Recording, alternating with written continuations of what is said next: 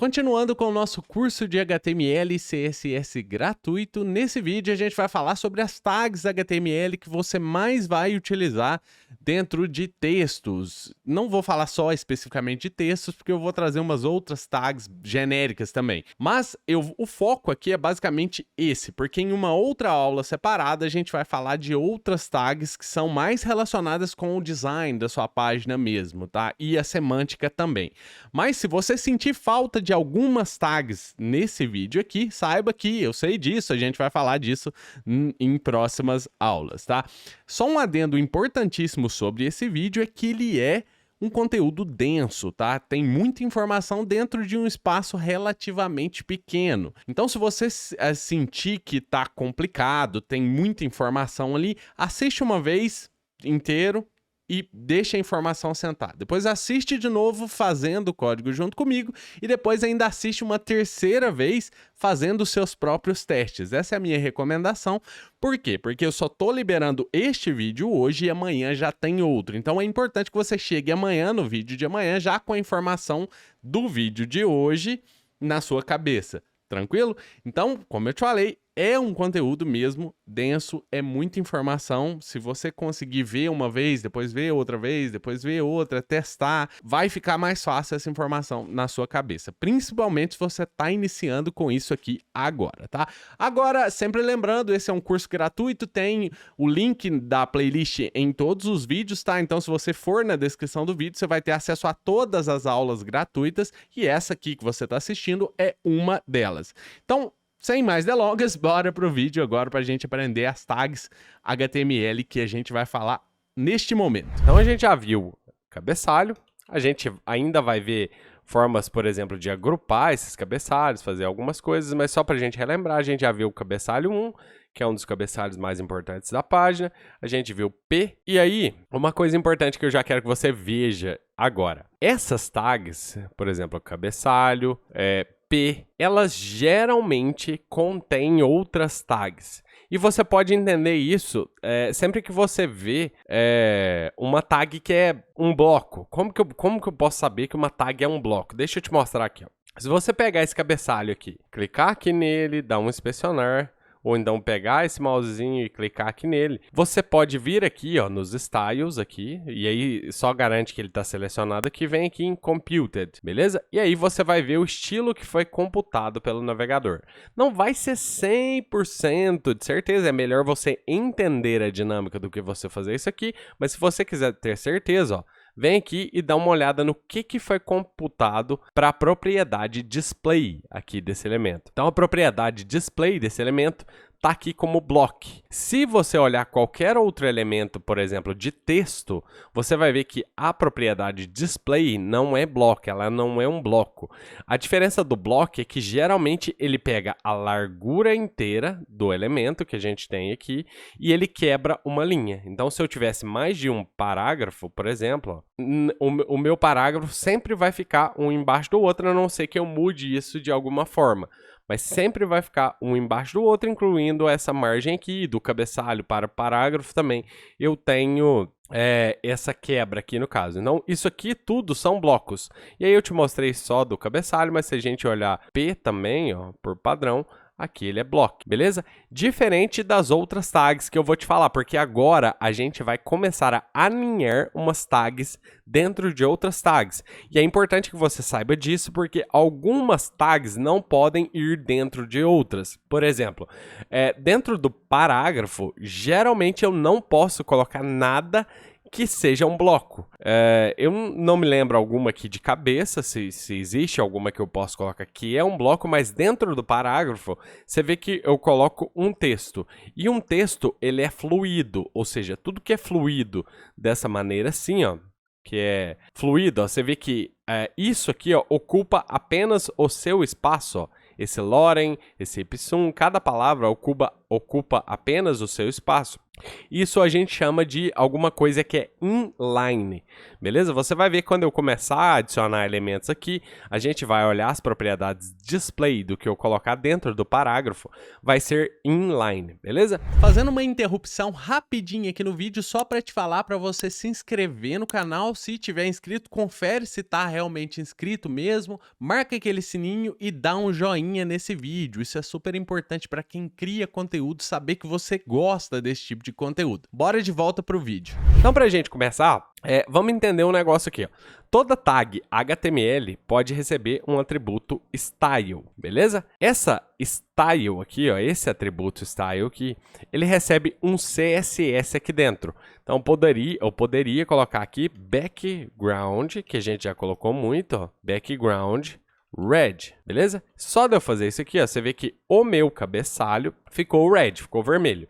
E essa tag style só se aplica a esse cabeçalho. Então eu posso ter um outro cabeçalho, por exemplo, suponha que eu tenha um H2 aqui, ó, sem essa tag style. Aliás, vou deixar H1 só para você ver que é a mesma tag. E você vai ver que nesse de baixo não foi aplicado o mesmo estilo, beleza? Então essa tag style é utilizada somente nessa tag aqui. E eu posso escrever qualquer CSS aqui dentro. Uma outra coisa que eu posso fazer também é mover o meu CSS aqui para tag style aqui no head, por exemplo. Eu posso criar uma tag style e dentro dessa tag style eu posso escrever CSS.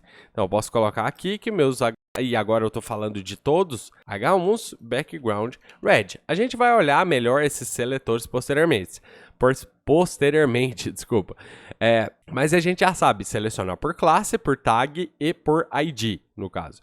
Então, mais para frente, a gente vai ver alguns seletores para a gente selecionar exatamente o que a gente quiser na página, beleza? Inclusive, esses seletores que a gente usa no CSS também são usados no JavaScript. Beleza? Então é interessante que você saiba disso. Então, dito isso, agora vamos falar das tags aqui. As tags que vão ser inline são tags que podem vir. Eu vou deixar esse style aqui, ó, caso a gente precise, ó, a gente coloca alguma coisa ali. As tags que podem vir dentro de textos aqui podem ser, por exemplo, tags de negrito, que é a tag B. Aqui, ó, deixa eu te mostrar aqui. Essa tag de B aqui significa bold, ela deixa um texto em negrito. E essa tag aqui gera uma confusão até grande em novos desenvolvedores, porque tem uma outra tag que o pessoal confunde bastante, que é a tag strong. E essa tag strong também faz um texto ficar em negrito. Então, se você olhar, ó, B ficou em negrito e strong também ficou em negrito. O que acontece aqui? A tag strong em si aqui, ela é semântica, que a gente chama. O que significa isso? Ela tem um significado. Ela não é igual, por exemplo, a tag B. A tag B foi feita para deixar um texto em negrito. Então, é bold, deixa o texto em negrito, ponto. A tag strong, ela foi feita para colocar uma palavra ou uma frase no seu texto mais forte, beleza? Então, imagine que você fale assim, cuidado, você vai cair. Você vê que eu coloquei a palavra cuidado mais forte. Então, por exemplo, se você tem um leitor de tela lendo o seu texto e para algum deficiente visual, por exemplo, para alguém que tem alguma deficiência e precise disso, quando você escrever o seu texto e utilizar a palavra strong, quer dizer que aquela palavra vai ser lida mais forte, beleza? Inclusive, se a gente buscar aqui no MDN Strong, vai ter uma explicação boa sobre isso e eu vou deixar esse link aqui para você, ó. Bold versus Strong, beleza? Então aqui, ó, se a gente olhar aqui para baixo, ó, deixa eu ver aqui, ó. Strong é um estado lógico e bold é um estado físico. Estados lógicos separam a apresentação do conteúdo e, ao fazer isso, permitem que ele seja expresso de várias maneiras diferentes. Possivelmente, em vez de renderizar um texto como negrito, você queria renderizá-lo como vermelho. ou num tamanho diferente, ou sublinhado, ou seja lá o que for. Faz mais sentido mudar as propriedades de apresentação de strong do que de bold. Isso porque bold é um estado físico. Por falar em estado físico, tá falando que bold muda o estado aqui físico da palavra, né, no caso. E o strong aqui é lógico, ou seja, muda a palavra em si, o sentido, a força da palavra aqui. E aí, para te confundir um pouquinho mais, eu ia falar assim, strong dá ênfase em alguma palavra ou frase do seu texto, mas não é, porque tem uma outra tag que chama ênfases. E essa outra tag é justamente para dar ênfase. Então, para a gente testar isso aqui, a gente tem bold, que é negrito, strong, que é mais forte, beleza? Então, sempre que você for usar strong, pensa nisso. Eu estou falando mais forte. Como se você, entre aspas, colocasse todo o seu texto em letras maiúsculas, por exemplo. Só um exemplo, beleza? E tem uma outra que é I para itálico. E se você reparar, ó, aqui, ó, meu texto dolor, aqui, ó, deixa eu deixar bem grande para você ver, ó. Meu texto dolor ficou itálico, mas tem uma outra tag que chama EM, que é para ênfase. E ela também deixa o texto em itálico.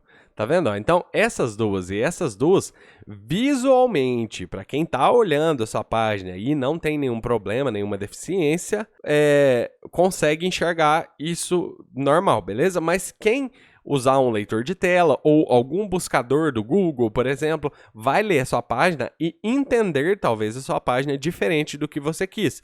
Porque EM, aqui no caso, não seria para deixar em itálico. Itálico é a tag I. EM é para dar ênfase. Quando você fala assim, eu amo comer sanduíche, por exemplo. Se você der ênfase em alguma frase, por exemplo, eu amo comer sanduíche. Você viu que você deu ênfase. Então, você poderia utilizar EM para colocar amo. E aí, o leitor de tela vai ler essa palavra de maneira diferente, beleza? Então, isso que é a semântica que a gente fala. Você vai ouvir demais isso, semântica. Todo mundo vai falar isso para você e você vai ouvir demais. E isso basicamente significa você usar a tag correta no local correto para que todo mundo que leia o seu site consiga entender o que você quis dizer, o que você quis escrever da melhor maneira possível. E todo mundo que eu tô falando de pessoas que têm qualquer deficiência, tô falando de leitores dos buscadores, por exemplo, tô falando de quem lê o seu artigo em... tem um tipo de leitor de feed, por exemplo, que lê somente o seu artigo, ele vai entender melhor. Leitor de tela, enfim, qualquer tipo de coisa automática que leia o seu site vai entender melhor se você usar as tags de maneira semântica, beleza? Então a gente viu essas tags B e strong, e a gente viu também I e EM. Essas são um pouco confusas. Agora, outras tags que a gente costuma utilizar que não tem tanta confusão assim, por exemplo, um link. A gente poderia ter um link para alguma coisa no site. Eu vou separar aqui, ó, só para ficar mais fácil de colocar aqui, ó, mas não é recomendável que você faça isso, tá? Então eu só estou separando para você ver melhor. Se eu for colocar um link, eu vou utilizar a tag A. E essa tag A, ela recebe um href para eu falar qual que é a referência que eu vou colocar. Dentro desse href, eu posso tanto colocar um arquivo, você está vendo que ele o VS Code está me mostrando um arquivo que está aqui nas minhas pastas aqui, ou eu posso também colocar um site normal. Então, poderia vir aqui, pegar esse site da MDN e colocar aqui. Só que, se eu clicar aqui agora no link, eu vou direto para o site. E na mesma aba, né? Eu posso também colocar aqui, ó, em qualquer lugar dentro da tag de abertura, target. E aí, ó, você está vendo aqui, ó, que tem uma explicação. Eu posso colocar target self, que carrega a URL no mesmo contexto de navegação que você está agora, target blank, tem vários targets aqui. Se eu quero abrir só numa nova aba aqui, você pode colocar target igual a blank. Tem outros aqui, mas não faz muito sentido se você só quer abrir numa nova aba, você pode utilizar blank. Mas você também, e aí não se esqueça disso que eu vou te falar aqui agora, pode ler a documentação aqui em qualquer lugar. Então, se você quiser buscar em alguma coisa, só porque eu falei não achou nada. Mas se você vier no Google, HTML tag A, você vai achar muita informação sobre isso aqui, tá? E aí vai ter tudo aqui que você quiser. Inclusive, na tag...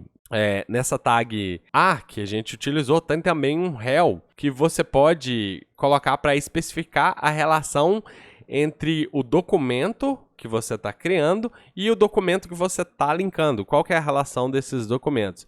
E aí, ó, eu separei aqui um link para você, ó, vou deixar nos recursos da aula, que é um link do Google te explicando como que você faz para qualificar esses links externos.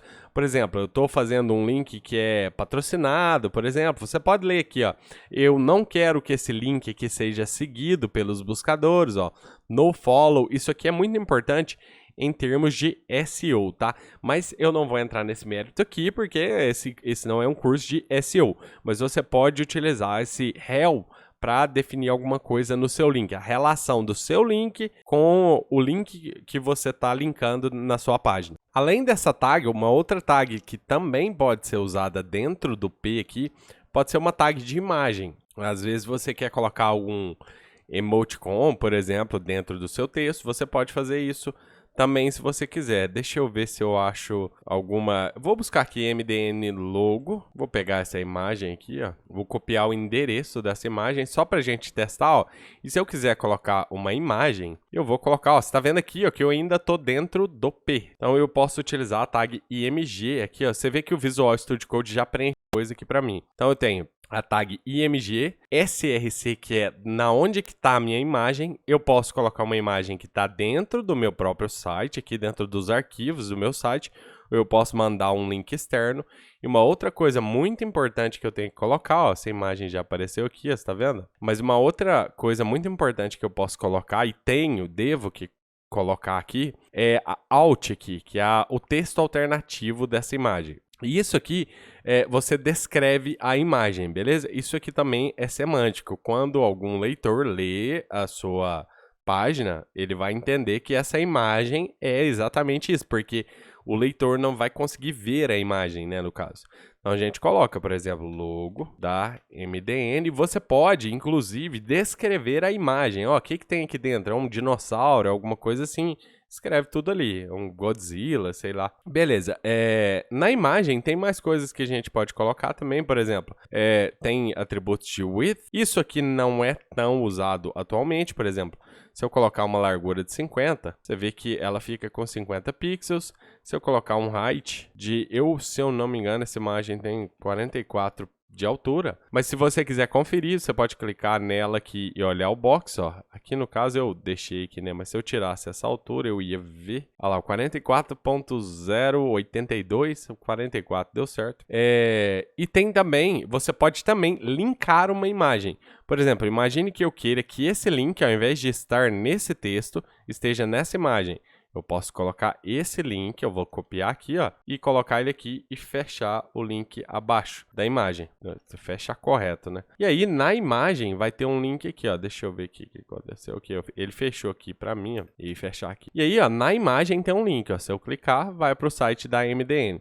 E uma coisa interessante, tag IMG, ela não tem corpo, né, no caso. Então, tudo que você coloca dentro da tag IMG é por atributos e você não tem tag de fechamento. Então, é basicamente isso aqui que a gente precisa. Se você não quiser utilizar esses atributos aqui, ó, você pode ou usar a tag style lá em cima, ó. Aqui para eu selecionar, como eu sei que só tem aquela imagem aqui, eu não vou... Aliás, vamos colocar já uma classe aqui, ó. Vou colocar uma classe nessa imagem. IMG vou chamar de inText, por exemplo. Essa é uma classe aqui qualquer. Daí eu quero selecionar essa imagem. Eu posso pegar, você lembra como que seleciona classes? Pensou?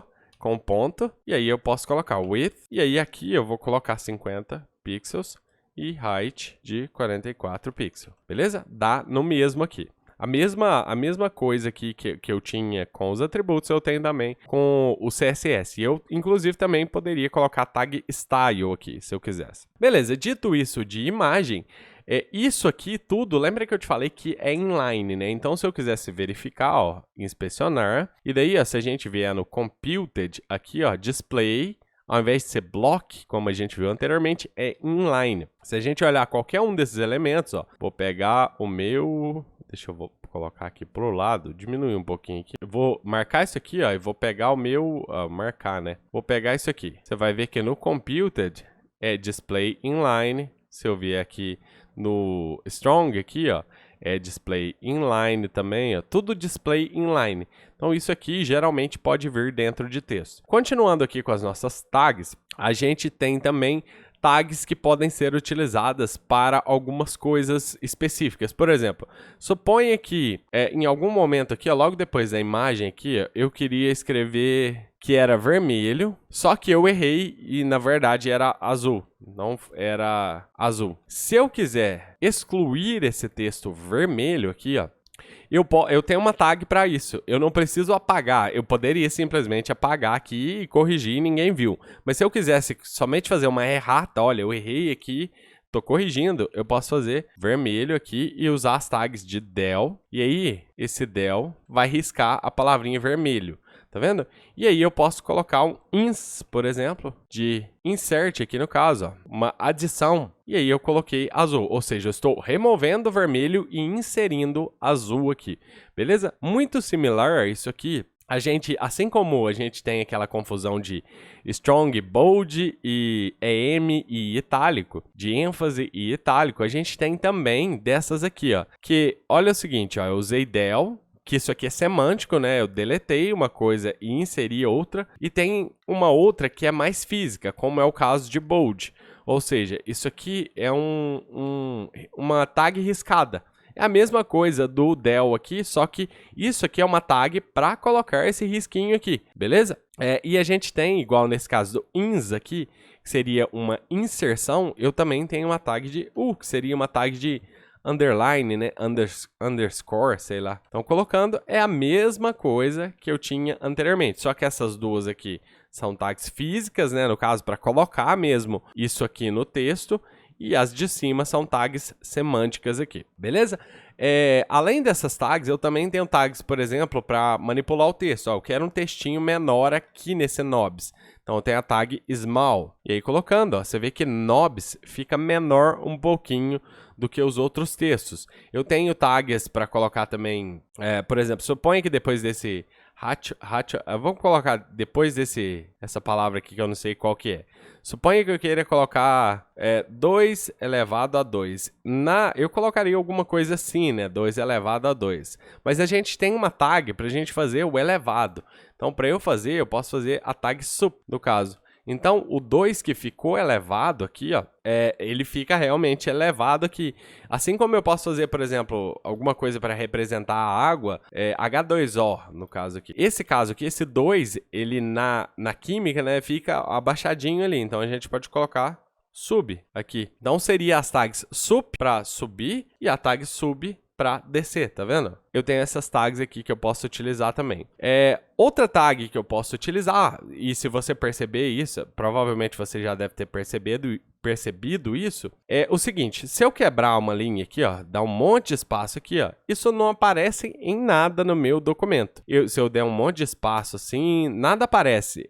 Eu só posso utilizar tags aqui dentro ou então alguns caracteres que não vem ao caso aqui no momento. Mas se eu quisesse realmente quebrar a linha aqui, eu poderia utilizar uma tag de quebra de linha. A tag de quebra de linha é a BR. E essa BR não tem corpo aqui, ó. Você não tá vendo aqui, ó, deixa eu diminuir um pouquinho, ó. Mas eu quebrei a linha bem nesse elite aqui no caso. Se eu tirar esse aqui, ó, ele volta ao normal. E se eu voltar a BR, ele quebra a linha aqui. Então essa tag aqui, ela é específica para quebrar a linha aqui. Outra tag que eu tenho para utilizar também dentro aqui de parágrafo seria que. Às vezes eu quero citar alguma coisa, então eu posso utilizar que. E aí, deixa eu pegar essa tag aqui, ó. Seria uma citação, né? Uma quotation, alguma coisa assim. Então essa tag que, ó, coloca o texto que eu coloquei em que, citando alguma coisa que outra pessoa falou. Por exemplo, às vezes eu estou citando, vou colocar um cite aqui, ó, e aí eu posso colocar um arquivo de dentro do meu site, no caso, ou um site externo, geralmente vai ser um site externo, eu estou citando alguma coisa que foi descrita no MDN aqui, ó. E aí eu poderia pegar um texto daqui e colocar aqui. E aí voltando, ó, você está vendo que isso aqui foi a citação. Agora a gente vai entrar numas tags que não podem vir dentro do P, tá? Porque aqui, ó, no momento, ó, deixa eu pegar e validar o nosso documento, só para a gente ver se a gente tá com tudo certo até agora. Executando, até agora nosso documento está perfeito. Por quê? Tem tudo aqui que a gente fez até agora tem semântica. Mesmo esses espaços aqui, não tem nada de errado com isso. Mas agora, as outras tags que eu vou te mostrar são para uso fora do parágrafo, porque elas não são inlines. Então, assim como eu tenho que é para fazer uma cotação, uma citação dentro de um parágrafo, eu posso fazer uma citação, um bloco de citação que chama block quote. Block quote.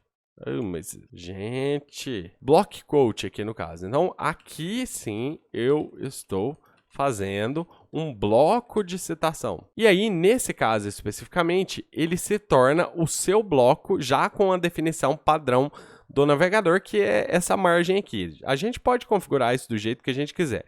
E aqui também eu tenho o cite aqui, o atributo cite, para falar de onde que eu estou citando essa citação aqui, de onde que eu tirei essa citação aqui, beleza? Então esse é um block quote aqui que não vem dentro do parágrafo. Aliás, vamos testar aqui, ó, para a gente ter certeza disso. Vamos colocar dentro do parágrafo e vamos tentar validar o nosso documento. Aí, ó, ele está falando aqui, ó, ele começa a dar aqueles erros estranhos aqui, é justamente porque a gente tem esse block quote dentro do parágrafo.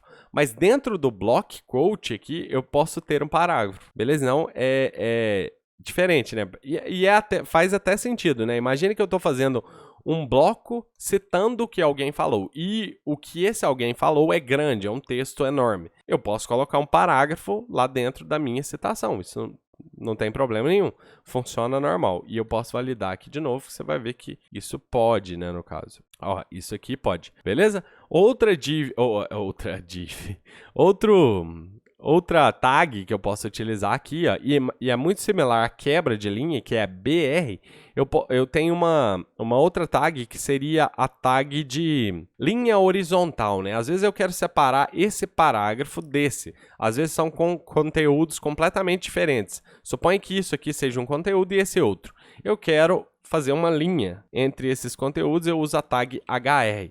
E essa tag HR não tem corpo, então eu posso colocar ela fora do parágrafo. Se eu pôr ela dentro do parágrafo, não dá certo, porque você está vendo que ela é um bloco, ela ocupa o espaço inteiro aqui no caso, beleza? Aliás, uma outra tag que eu esqueci de te falar e que é muito importante para a gente que faz código é a tag code.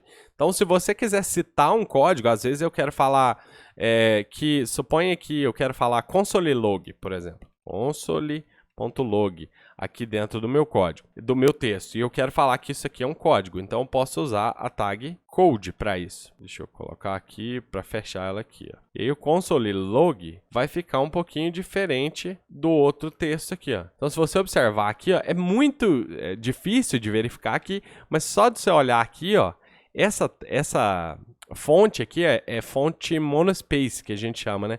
É uma fonte que é monoespaçada aqui, beleza? Para código mesmo. Geralmente, né, para código. Designers vão saber melhor do que eu falar para que é fonte monoespaçada, né, no caso. E aí, juntamente com a tag code, geralmente a gente não quer isso. Por exemplo, deixa eu ver se eu tenho algum código aqui para eu te mostrar.